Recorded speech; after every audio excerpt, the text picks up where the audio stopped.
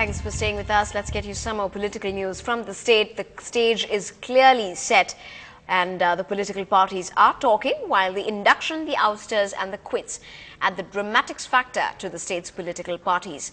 Members of the CPM and senior AIADMK functionaries today kick-started their first round of stage-sharing talks. A delegation led by the CPM State Secretary G. Ramakrishnan went on for more than 2 hours of talks. The CPM was, remember, a part of the DMK in the 2006 Assembly elections, but went on to break off their alliance later, only to tie up with the AIADMK in the Lok Sabha polls. Negotiating team of AIADMK and the team of CPIM met today. We have discussed the strategy to face the assembly elections. We have discussed how this front should win all the 234 constituencies. We have decided to meet again. We will decide next meeting. Now, in a case of alleged ill treatment by the police force, a middle-aged woman has been admitted to a district hospital after suffering heavy blows to her chest and body by a policeman who booked her for questioning.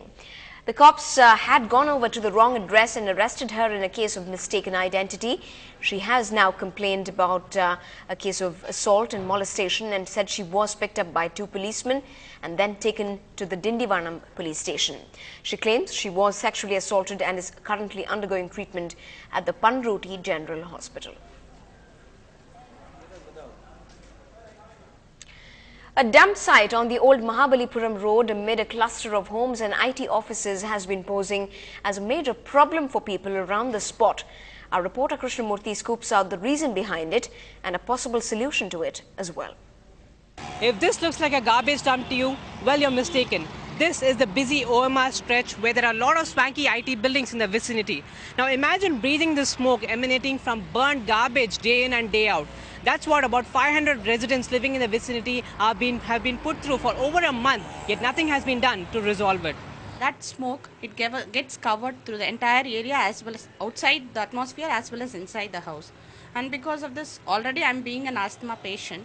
I have continuous breathing problem and none of my treatment gives me relief. Inga paiyan marumaga ellarkum vandu romba adu taanga mudiyala wheezing trouble vera ஏற்கனவே இருக்கு.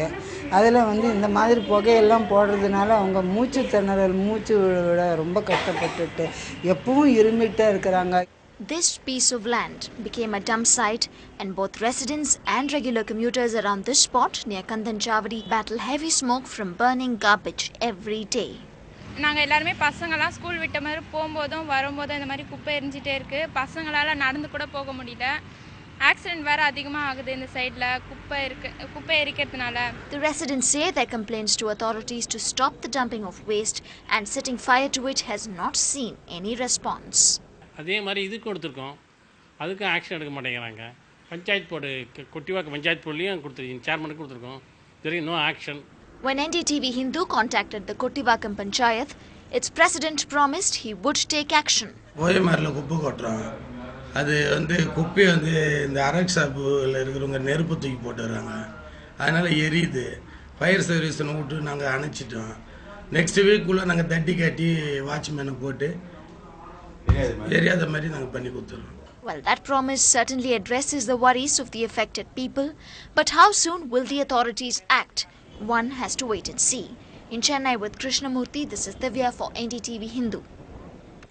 Now, as India prepares to mark the anniversary of Mahatma Gandhi's assassination 63 years ago, a group of children in Chennai are holding a peace mela. The children will also take part in a procession that's up tomorrow along the Marina Beach to spread the message of peace.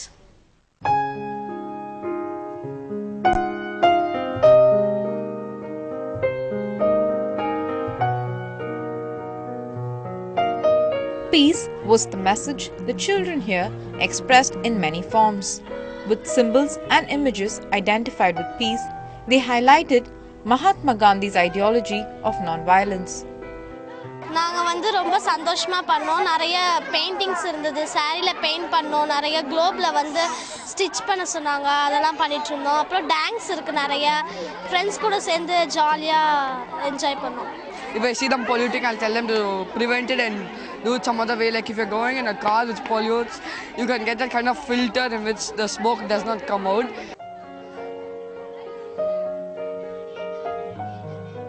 The workshop was not just about the need for peace, but also about empowering the children to spread the message.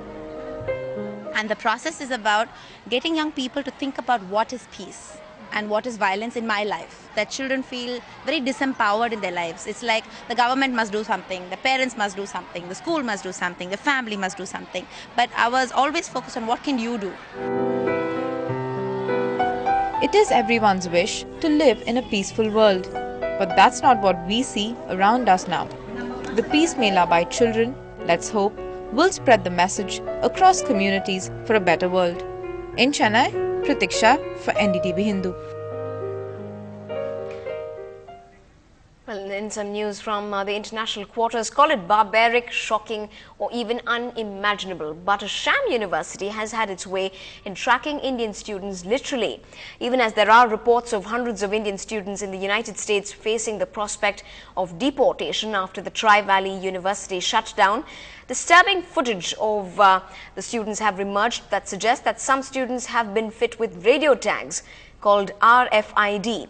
A students' committee chairperson has said the passports of several students has been impounded and the navigation devices have been put to ensure they do not leave the area. But human rights activists are aghast that this should happen in a country like US, that too while dealing with students whose guilt is not even proven. Moving to the latest on the turmoil in Egypt, security officials have confirmed that at least 35 have died in this week's unrest, including 10 policemen. Thousands of people have been marching to Tahrir Square in the heart of Cairo, chanting slogans saying President Mubarak must go. Egyptian state television says cabinet has resigned after days of anti-government protests. The United States of America may review aid to Egypt based on events in the coming days. Egypt is the fourth largest recipient of American aid after Afghanistan, Pakistan and Israel. A quick look at the bullion rates for today before we move on to some more news.